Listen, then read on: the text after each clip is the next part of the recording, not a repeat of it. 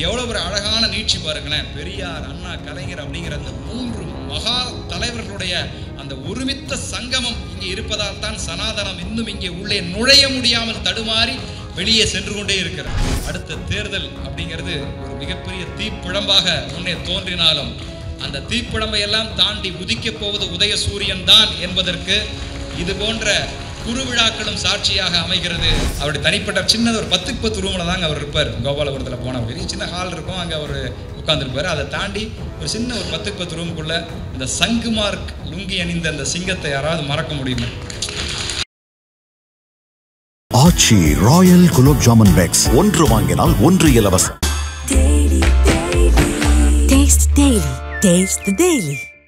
ஏன்னா அவர் எப்பவுமே, நான் அடிக்கடி அவரை சொல்லுவேன், ஆனால் நீங்கள் வந்து ஒரு சுற்றுப்பயண சூறாவளினா அப்படின்னு. அவரை சுருக்கமாக சொன்னால் அப்படி தான் சொல்லணும். அவருடைய பயணமெல்லாம் ஒரு இளைஞனால கூட செய்ய முடியாது. அவ்வளவு தூரம் வந்து சுழன்று கொண்டே இருக்கக்கூடிய ஒரு சுற்றுப்பயண சூறாவளியை இந்த கழகம் பெற்றதற்கு வந்து மிகப்பெரிய ஒரு வரம்னு சொல்லலாம். அந்த அளவிற்கு அவருடைய ஆற்றல். அது குறிப்பாக சமீபமாக தக் லைஃப்னு ஒரு படம் வந்துச்சு. ஆனால் உண்மையிலேயே அண்ணனோட லைஃப் தான் தக் லைஃப். இன்ஸ்டாவில் வந்து சார் அவருடைய தக் லைஃப் பேஜ்னே ஒருத்தன் ஆரம்பிச்சிருக்காங்க. ஃபுல்லாக அவருடைய பதில்கள், அவர் கேள்வி கேட்குறது, பத்திரிகையாளர் கேள்வி கேட்குறது, யாராவது அரசியல் விமர்சகர்கள் கேள்வி கேட்குறதுக்கு பதில் சொல்கிறது எல்லாத்தையும் ஒருத்தர் வந்து தக் லைஃப் பதில்கள்னே ஒரு பேஜ் ஆரம்பித்து அது பல லட்சம் ஷேர்களை வந்து பெற்றுட்ருக்கு. அதுலேயும் வந்து நான் அவரை அன்றைக்கு ஒரு நாள் ஃபோனில் பார்த்துட்டு சொன்னேன், ஆனால் நீங்கள் வந்து நம்ம கட்சியோட இப்போ சமீபத்தில் இஸ்ரேலில் வந்து பெரிய தாக்குதல்லாம் நடந்துச்சு இல்லைங்களா?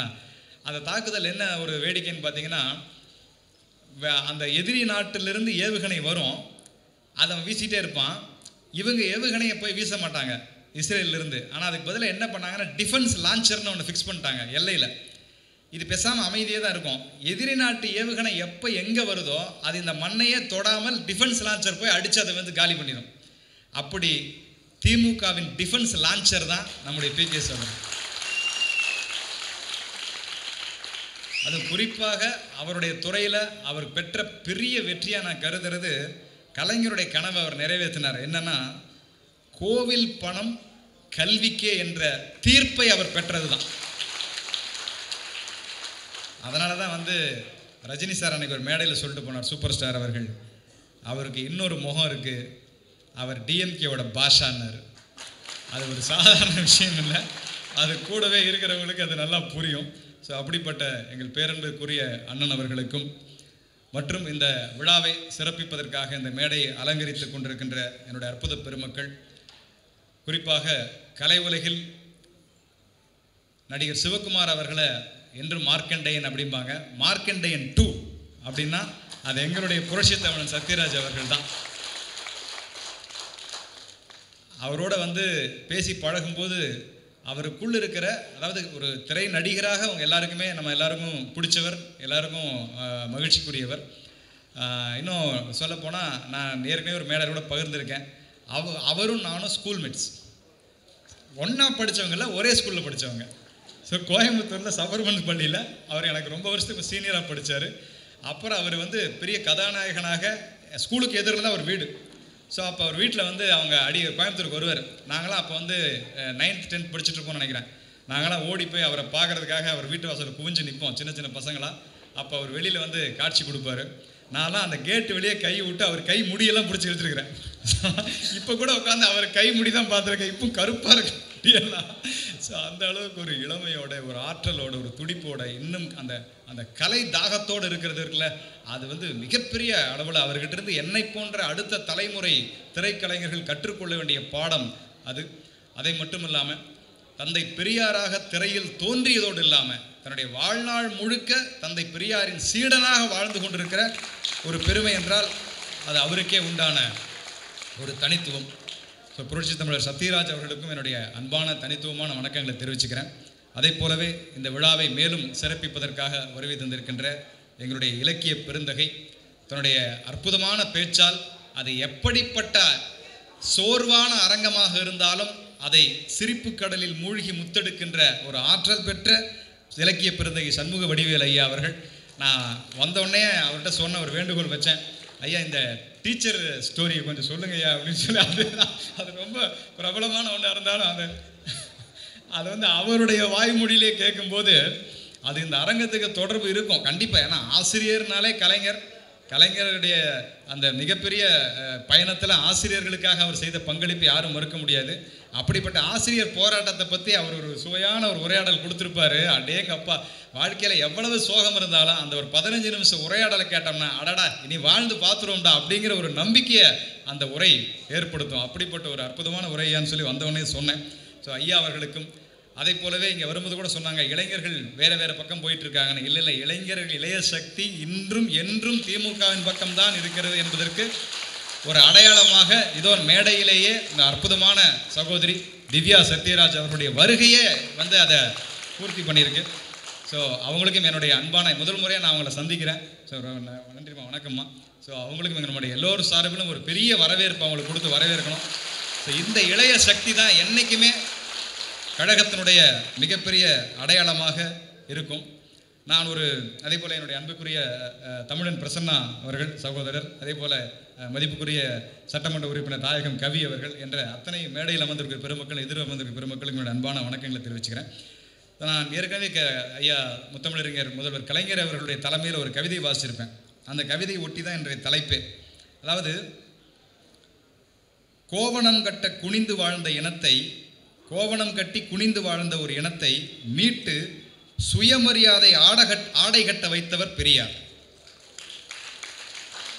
கோவணம் தான் கட்டிட்டு இருந்தான் அப்பெல்லாம். அதுவே ஆண்டையை பார்த்தா அப்படியே வளைஞ்சு நினைஞ்சு குளிஞ்சு நின்று இருந்தான். அவன் அப்படி இல்லடா, நீ சராசரியான மனுஷன், யாருக்கு நீ சளைச்சவன் இல்லை, எல்லாத்துக்கும் நீ நிகரானவன் அப்படின்னு சொல்லி சுயமரியாதை ஆடை கட்ட வைத்தவர் பெரியார். அவரை மெல்ல மெல்ல முன்னேறி கொஞ்சம் வேட்டி கட்டிலாம் அணிஞ்சிட்டு இடுப்பில் துண்டு கட்டிட்டு இருந்தவங்க தான் நம்ம ஊரில் நிறைய பார்த்துருப்பீங்க. பெரிய ஜாதிக்காரங்க, பெரிய மிராசுதாரர்கள் போனால் இடுப்பில் துண்டு எடுத்து கட்டிப்பாங்க.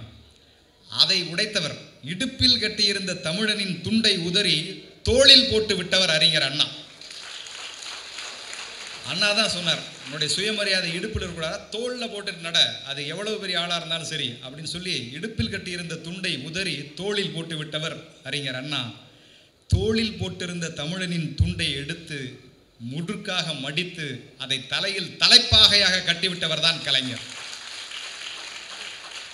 இந்த மூவருடைய மிகப்பெரிய நினைவு கூறும் நாளாக அல்லது அவர்களுடைய ஆற்றலை எல்லாம் மீண்டும் அடுத்த தலைமுறைக்கு செலுத்தும் விழாவாகத்தான் இந்த முப்பெரும் விழாவினுடைய தொடர்ச்சி கொண்டாடப்பட்டு இருக்கு. ஸோ தந்தை பெரியார் அவர்களை பற்றி நிறைய பேசியிருக்கோம். நிறைய எல்லாரும் அவரை பற்றி அறியாதவர்கள் இந்த இயக்கத்திலே இருக்க முடியாது. அவரை பற்றி அறிந்தவர்கள் மாத்திரம்தான் இந்த இயக்கத்தில் இயங்கவே முடியும். ஏனென்றால் இந்த இயக்கத்துக்கு உள்ளிருக்கிற அடிநாதமே தந்தை பெரியார் தான். ஸோ அப்படிப்பட்ட அந்த பெரியாருடைய புரட்சியில் பல புரட்சிகள் பிரசித்தி பெற்ற புரட்சிகளாக இருந்தால் கூட இந்த மேடையில் நான் ஒரு பதிவு செய்ய வேண்டிய ஒரு மிக முக்கியமான புரட்சி, அவர் எப்படிப்பட்ட சமூகத்துக்கு சொந்தக்காரர் அப்படிங்கிற ஒரு புரட்சியை திருவாங்கூர் சமஸ்தானத்தில் அவர் நடத்தினது தான். நான் சமீபத்தில் கேரளாவில் ஒரு கோயிலுக்காக போயிருந்தேன். அங்கே போகும்போது அந்த ஊரை கடந்து போகிறேன். அப்போ சட்டென்று அங்கே நினைவுக்கு வந்தது தமிழ்நாட்டில் தந்தை பெரியார் அவர்களுடைய முகம்தான். ஏன்னா நான் சென்ற ஊர் அந்த வைக்கம் வழியாக சென்றேன். அடுத்த மாநிலமாக இருந்தால் கூட நம்முடைய தமிழ்நாட்டின் பகுத்தறிவு விடுதலைக்காக போராடிய பெரியார் அந்த வைக்கம்ங்கிற ஊர், நிறைய பேர் வைக்கம் வீரர்னு கேள்விப்பட்டிருப்பீங்க, வைக்கம் போராட்டத்தை பற்றி சில பேர் படிச்சிருப்பீங்க, நிறைய பேருக்கு தெரியாமல் கூட இருந்திருக்கும். ஆனால் அதை பற்றி தீவிரமாக படித்து அலசினால்தான் தெரியும் அந்த போராட்டம், அந்த சத்தியாகிரகம் வைக்கத்தில் நடந்த போராட்டம். பல தேசிய தலைவர்கள் அவங்க அழைச்சி பேசுகிறாங்க, யாரை கூப்பிட்டு அந்த போராட்டத்தை தொடர சொல்லலாம், ஏன்னா எல்லா தலைவர்களையும் கைது பண்ணி சிறையில் அடைச்சிடுறாங்க. அப்போ யார் இதற்கு இவ்வளவு வலிமையான ஒரு நபருக்கு வந்தால் தான் இந்த போராட்டம் தொடரும், தாழ்த்தப்பட்டவர்களுக்கு ஆதரவு அளிக்கின்ற அந்த தெருவில் நடக்க தடை விதித்ததை உடைத்து அந்த வைக்கத்தில் போராட்டம் நடக்குது, அதை யார் தலைமை ஏற்க முடியும் போது பெரியார் அவர்களால் மாத்திரம்தான் இவ்வளவு பெரிய எதிர்ப்பை சமாளிக்க முடியும்னு சொல்லி அவரை கூப்பிடுறாங்க. அப்போது அவர் சென்று அந்த போராட்டத்தில் களமிறங்கி தலைமையேற்று 1 நாள் 2 நாள் 3 நாள் 4 நாள் 1 மாதம் 2 மாதம் அப்படி இல்லை 604 நாட்கள் தொடர்ச்சியாக அந்த போராட்டம் நடந்திருக்கு. அந்த போராட்டம் அப்புறமா பெரியாருடைய தலைமையில் வெற்றி பெற்றிருக்கு. அதற்கு பிறகுதான் திருவிக்காதான் அந்த பட்டத்தை சூட்டுகிறார், வைக்கம் வீரர் பெரியார் என்று அந்த பட்டத்தை திருவிக்கா அவர்கள் சூட்டுகிறார்கள். அப்படிப்பட்ட அந்த அண்டை மாநிலத்தில் சென்று ஒரு பகுத்தறிவை, ஒரு தாழ்த்தப்பட்ட சமூகத்திற்கான தோள் கொடுத்து அவர்களை தூக்கிவிட்ட அந்த மகத்தான ஒரு வீரரை நினைவு கூறாமல் யார் நினைவு கூறுவோம்? அப்படிப்பட்ட ஒரு பெரிய சாதனை அவர் நிகழ்த்துறார். அந்த போட்ட அஸ்திவாரத்திலிருந்து எழுந்து வர்றார். அதுவும் முந்தானத்து ஒரு இது படித்தேன் சார், பேரறிஞர் அண்ணா அவர்களை பற்றி நிறைய சம்பவங்கள் நான் படிச்சிருக்கேன். ஆனால் இது நிறைய பேர் தெரிஞ்சிருக்கோம். ஆனால் நான் முதல் முறையாக இதை தான் கேள்விப்படுறேன். 67 முதலமைச்சராக அண்ணா அவர்கள் முதல் முறையாக அயல் நாட்டுக்கு சுற்றுப்பயணம் போகிறார். ஸோ ஃபாரின் கண்ட்ரிஸ் எல்லாம் போகிறார், அங்கே எல்லாரையும் விசிட் பண்ணி பார்த்துட்டு இருக்காரு. அப்போ அவருக்கு வேட்டிகன் சிட்டியில் வந்து போய் அந்த கிறிஸ்துவர்கள் இருக்கக்கூடிய அந்த பெரிய போப்பாண்டவர்கள் இருக்கக்கூடிய சிட்டி, அந்த வேட்டிகன் நகரத்தை பார்க்கக்கூடிய ஒரு பெரிய வாய்ப்பு கிடைக்குது. இதற்கு முன்னால் ஒரு சினிமா காட்சி மாதிரி அதை சொல்லணும்னா, சரியாக வந்து 1970 ஒரு ஃபாரின் மனிதர், ஒரு வெளிநாட்டுக்காரர், வெள்ளைக்காரர், அவர் வந்து சென்னை மெரினா கடற்கரையில் இருக்கக்கூடிய அறிஞர் அண்ணா சமாதியில் நின்று கதறி அழுது கொண்டிருக்கிறார். இந்த காட்சியை பார்க்கிற அப்போது இருந்த ஊடகவியலாளர்கள் எல்லாரும் போய் அதை படம் எடுக்கிறாங்க. ஒரு வெளிநாட்டு மனிதன் ஏன் வந்து அறிஞர் அண்ணா சமாதியில் நின்று இப்படி குமரி அழுதுட்டு இருக்காரு அப்படின்னு சொல்லி ரொம்ப ஆச்சரியமாக பார்க்குறாங்க. அப்போ அதுலேருந்து ஒரு சின்ன ஃப்ளாஷ்பேக், ஒரு சினிமா மாதிரி போனோம்னா, அப்போ தான் நான் சொன்னேன் 67 முதலமைச்சராக அண்ணா அவர்கள் வெளிநாடு சுற்றுப்பயணம் போகும்போது போப்பாண்டவர் சந்திக்கிறாரு. அப்போ போப்பாண்டவர் மீது அவருக்கு ஒரு பெரிய அன்பு மரியாதை. போப்பாண்டவருக்கு ஏன் அறிஞர் அண்ணாவை சந்திக்கிறாருன்னா, காந்தி வாழ்ந்த தேசத்தில் கடைக்கோடி தமிழ்நாட்டிலிருந்து ஒரு பகுத்தறிவாளர் வந்திருக்கிறாராமே, அவரை பார்க்கலாம் அப்படின்னு சொல்லி போப்பாண்டவர் 5 நிமிடம் அவகாசம் கொடுக்குறாரு அறிஞர் அண்ணாவோடு பேசுவதற்கு. இப்போ உள்ளே போகும்போதே அவருக்கு இன்ஃபார்ம் பண்ணி அனுப்புகிறாங்க, ஐயா போப்பாண்டவரோட சந்திப்பதற்கு உங்களுக்கு 5 நிமிடம் அவகாசம், அதுக்குள் நீங்கள் பேசிட்டு வந்துடுங்க. அப்போ அறிஞர் அண்ணா அவர்கள் அது என்ன பேச வேண்டுமோ, அவர் ஆங்கிலத்திலும் பெரிய புலமை பெற்றவர் இல்லையா, அதற்கு தகுந்த போது தன்னுடைய உரையை சுருக்கி ஒரு 5 நிமிடமாக அந்த உரையை அந்த போப்பாண்டவருக்கு முன்னால் அமர்ந்து பேசுகிறார். அவர் பேசுகிற அழகு, தமிழ் எவ்வளவு அழகாக அறிஞர் அண்ணா அவர்கள் பேசுவார்களோ அதற்கு நிகராக ஆங்கிலத்திலையும் பேசுவார். அந்த அழகில் லயித்து போன போப்பாண்டவர், ஐயா 5 நிமிடம் அல்ல, இன்னும் 55 நிமிடங்கள் பேசுங்கள், உங்களுக்கு 60 நிமிடங்கள் வேணும் அப்படின்னு. அதற்கப்புறம் அறிஞர் அண்ணா அவர் பேசுகிறார் தமிழ்நாட்டை பற்றி, பகுத்தறிவு பற்றி, இங்கே இருக்கிற கொள்கைகளை பற்றி எல்லாம் பேசுகிறாரு. கிட்டத்தட்ட ஒட்டுமொத்தமாக 60 நிமிடங்கள் போப்பாண்டவரோடு பேசி கொண்டிருந்து விட்டு முடிக்கும் போது போப் சொல்கிறாரு, இவ்வளோ ஒரு பெரிய அறிஞரை நான் வாழ்க்கையில் இப்போ தான் சில சமயங்கள்லாம் அபூர்வமாக சந்திப்பது உண்டு, ஆனால் உங்களுக்கு ஏதாவது எனக்கு ஒரு பரிசு கொடுக்கணும்னு தோணுது, உங்களுக்கு என்ன பரிசு வேணும், என்ன வேணாலும் கேளுங்க. அப்படிங்கும்போது அறிஞர் அண்ணா சொல்கிறாரு, எனக்கு எந்த பரிசு வேணாயா? இல்லை கண்டிப்பாக நான் உங்களுக்கு ஏதாவது கொடுக்கணும், என்ன கேட்டாலும் தருவீங்களா? நான் என்ன கேட்டாலும் தரேன். அப்படிங்கும்போது அறிஞர் அண்ணா அவர்கள் ஒரு பரிசு கேட்குறார். என்னன்னா, போர்ச்சுகல் நாட்டினுடைய ஆளுமைக்குள் இருந்த கோவான்னு ஒரு ஊர் இருக்கு இல்லையா, அந்த கோவா வந்து போர்ச்சுகலுடைய அடிமையாக இருந்தது பிரிட்டிஷ் காலத்தில். அப்போது போர்ச்சுகலிடமிருந்து கோவாவை மீட்பதற்காக மைக்கேல் ரானடே அப்படின்ற ஒரு போராளி கடுமையாக போராடி இருக்கார். அந்த யுத்தத்தில் போர்ச்சுகல் வீரர்கள் அந்த மைக்கேல் ரானடாவை கைது பண்ணி போர்ச்சுகலில் கொண்டு போய் அரெஸ்ட் பண்ணி சிறையில் வச்சிடறாங்க. அதற்கு பிறகு இந்தியா சுதந்திரம் அடைந்து 14 வருடங்கள் கேட்பாரற்று கிடக்கிறார் மைக்கேல் ரானடே. கோவாவினுடைய விடுதலைக்காக போராடியவர் போர்ச்சுகலுடைய லிஸ்பன் சிறைக்குள்ள. இதை நினைவு கூறுறார் அண்ணா. ஐயா, இதுபோல கோவாவில் தன்னுடைய மண்ணின் விடுதலைக்காக போராடிய மைக்கேல் ரானடே என்கிற நபர் இப்போது போர்ச்சுகல் சிறையில், லிஸ்பன் சிறையில் வாடிக்கொண்டிருக்கிறார். நீங்கள் சொன்னால் அந்த உத்தம வீரரை போர்ச்சுகல் அரசு விடுதலை செய்யும். அப்படி பரிசு தருவதாக இருந்தால் இதுதான் நீங்கள் எனக்கு தரப்போகிற அந்த பரிசு அப்படின்னு சொல்கிறாரு. அண்ணாவினுடைய கோரிக்கையை ஏற்று 3 நாட்களில் ஒரு பரிசு, ஒரு விண்ணப்பத்தை வந்து போப்பாண்டவர் வைக்கிறார். ஒரு சில மாதங்களில் அந்த மைக்கேல் ரானடே என்கிற வீரர் இவ்வளவு காலத்திற்கு பிறகு விடுதலை அடைந்து 14 வருஷத்துக்கு அப்புறம் அறிஞர் அண்ணாவுடைய வேண்டுகோளை ஏற்ற பிறகு ஒரு 3 மாத இடைவெளியில் அந்த மைக்கேல் ரானடே விடுதலை செய்யப்படுகிறார். விடுதலை செய்யப்பட்டு மீண்டும் இந்தியாவிற்கு திரும்பி வருகிறார். விமானம் டெல்லியில் வந்து இறங்குகிறது. அவரை வரவேற்பதற்கு அப்போது பிரதமராக இருந்த இந்திரா காந்தி அம்மையாரை விமான நிலையத்திற்கு சென்றார்கள் என்றால் மைக்கேல் ரானடே எவ்வளவு பெரிய ஆளாக இருந்திருப்பார். ஸோ அப்படி பிரதமரே போய் விமான நிலையத்தில் மைக்கேல் ரானடே வரவேற்று அவரை கோவாவிற்கு அனுப்புவதற்கு சித்தமளிக்கும் போது மைக்கேல் ரானடே சொல்கிறாரு, கோவா மண்ணும் மக்களுமே என்னை மறந்துவிட்ட நிலையில் தென்கோடி தமிழகத்திலிருந்து ஒரு அறிஞர் வந்து என்ன காப்பாற்றி இங்கே கரை சேர்த்தி இருக்கிறார். நான் பார்க்க வேண்டியது முதலில் கோவா மக்களை அல்ல, என்னை மீட்டெடுத்த அறிஞர் அண்ணாவை, அவரை நான் பார்க்கணும் அப்படின்னு சொல்லி மைக்கேல் ரானடே சொல்கிறாரு. அப்போது தான் இந்திரா காந்தி அம்மா சொல்கிறாங்க, அண்ணா இஸ் நோ மோர் அப்படிங்கிறாங்க. அதற்கு பிறகு தான் நான் முதல் காட்சி சொன்னேன் இல்லையா, அவர் கோவாவிற்கு போகாமல் சென்னை மெரினாவிற்கு வந்து அண்ணா சமாதி அருகே நின்று தன்னுடைய கண்ணீரால் அவருக்கு காணிக்கை செலுத்திவிட்டு திரும்ப தன்னுடைய மண்ணுக்கு போனார். இப்படி ஒவ்வொருடைய சாதனைகளையும் பார்த்தோம்னா அறிஞர் அண்ணாவுடைய ஆகட்டும், நம்முடைய பெரியார் அவருடைய ஆகட்டும், அதன் தொடர்ச்சியாக 2 பேருடைய கலவையாக நமக்கு கிடைத்த அரிய பொக்கிஷமாக அந்த கலைஞரை பற்றியெல்லாம் பேசுகிறோன்னா நல்லா ஒரு நாள் முழுக்க பேசிகிட்டு இருப்பேன். ஆனால் அடுத்து மிக முக்கியமானவர்கள் பேச வேண்டி இருப்பதால் நான் ஒரு முறை அவரை நேரடியாக நிறைய பேருக்கு அந்த அனுபவம் கிடச்சிருக்கும். ஸோ அப்படி அவருடைய தனிப்பட்ட சின்னது ஒரு 10க்கு 10 ரூமில் தாங்க அவர் இருப்பார். கோபாலபுரத்தில் போனால் பெரிய சின்ன ஹால் இருக்கும், அங்கே அவர் உட்காந்துருப்பார். அதை தாண்டி ஒரு சின்ன ஒரு 10க்கு 10 ரூமுக்குள்ள அந்த சங்குமார்க் லுங்கி அணிந்த அந்த சிங்கத்தை யாராவது மறக்க முடியுமா? அவர் சங்குமார்க் லுங்கி தான் போடுவார். அதாவது இது போட்டால் அவர் சௌகரியமாக இருக்குது. அவன் சங்கு வேறு எந்த லுங்கியாக தான் தூக்கி போட்டுவார். அவரோட பழகிய அல்லது அந்த நினைவுகளுக்கு மூழ்கி இருப்பவர்களே கண்டிப்பாக தெரியும். ஸோ அந்த ப்ளூ கலரில் கட்டம் போட்ட லுங்கி, ஒரு முண்டா பனியன் போட்டு ஒரு பேடு, ஒரு தலைவானை வச்சு எழுதுகிற அந்த உருவத்தை இந்த உலகம் உள்ளவரை ஒரு தூய தமிழால் மறக்க முடியாது. அந்த கலைஞருடைய சாதனைகளிலே மிகப்பெரிய ஒரு பெரிய சாதனையாக நான் கருதுறது என்னென்னா, அதுவும் இந்த 2 பேர் சம்மந்தப்பட்ட சாதனை, அவர் தந்தை பெரியாருக்கு கொடுத்த ஒரு வாக்கை நிறைவேற்றுவது தான் மிகப்பெரிய முக்கியமாக கருதியிருக்கிறார். கலைஞர் தன்னுடைய சுயசரிதை எழுதியிருக்கிறார். 1970 பெரியாருடைய வேண்டுகோளாக அனைத்து சாதியினரும் அர்ச்சகராகலாம் அப்படிங்கிற ஒரு வேண்டுகோளை பெரியார் தான் முன்வைக்கிறார். ஒரு நாத்திகராக இருந்தாலும் பகுத்தறிவு பிரச்சாரத்தையே தன்னுடைய கொள்கையாக வாழ்ந்தாலும் பெரியார் தான் முன்வைக்கிறார். அனைத்து சாதியினரும் அர்ச்சகராகலாம் அப்படிங்கிற ஒரு எண்ணத்தை, ஒரு திட்டத்தை, ஒரு மிகப்பெரிய பங்களிப்பை அந்த சாதி வேற்றுமை உடைப்பதற்காக அதை நிறைவேற்றுவேன் என்று அப்போது வாக்கு கொடுத்தார் கலைஞர். அதற்கு பிறகு ஆட்சி மாறுகிறது. பெரியார் அவர்கள் இறக்கிறார்.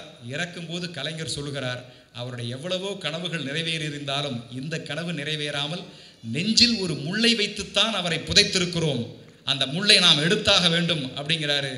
அது கிட்டத்தட்ட கலைஞருடைய பொற்கால ஆட்சியின் காலத்திலேயே சட்டமாக இயற்றப்பட்டு பிறகு உச்சநீதிமன்றத்தால் மறுக்கப்பட்டு மீண்டும் 2003 அது அரசாணையாக வெளியிடப்பட்டு மீண்டும் மறுக்கப்பட்டு 2023 இன்று நம்முடைய தமிழகத்தை ஆளுகிற முதல்வரின் மூலமாக அந்த திட்டம் நிறைவேறி இருக்கு. அப்படின்னா இது எவ்வளோ ஒரு அழகான நீட்சி பாருங்களேன். பெரியார், அண்ணா, கலைஞர் அப்படிங்கிற அந்த 3 மகா தலைவர்களுடைய அந்த ஒருமித்த சங்கமம் இங்கே இருப்பதால் தான் சனாதனம் இன்னும் இங்கே உள்ளே நுழைய முடியாமல் தடுமாறி வெளியே சென்று கொண்டே இருக்கிறது.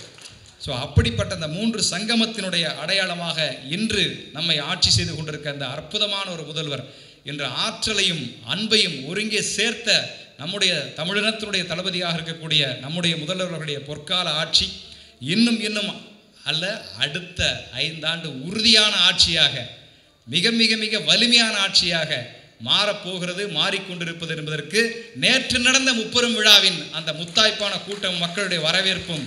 நேற்றெல்லாம் பார்த்தீங்கன்னா நான் பார்த்தேன், அவ்வளவு கொட்டுகிற மழையில் 1,00,000 பேரை தாண்டிய ஒரு கூட்டம், ஒரு சிங்க கூட்டமாக அங்கே கூடி அந்த லட்சியத்தோடு அங்கே பயணிக்கிறாங்க. அப்படின்னா அடுத்த தேர்தல் அப்படிங்கிறது ஒரு மிகப்பெரிய தீப்பிழம்பாக முன்னே தோன்றினாலும் அந்த தீப்பிழம்பை எல்லாம் தாண்டி உதிக்கப் போவது உதய சூரியன் தான் என்பதற்கு இது போன்ற குறுவிழாக்களும் சாட்சியாக அமைகிறது.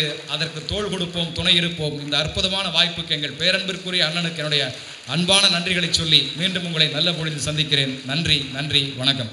ஆச்சி ராயல் குலோப் ஜாமன் பேக்ஸ், 1 வாங்கினால் 1 இலவசம். Taste the Daily.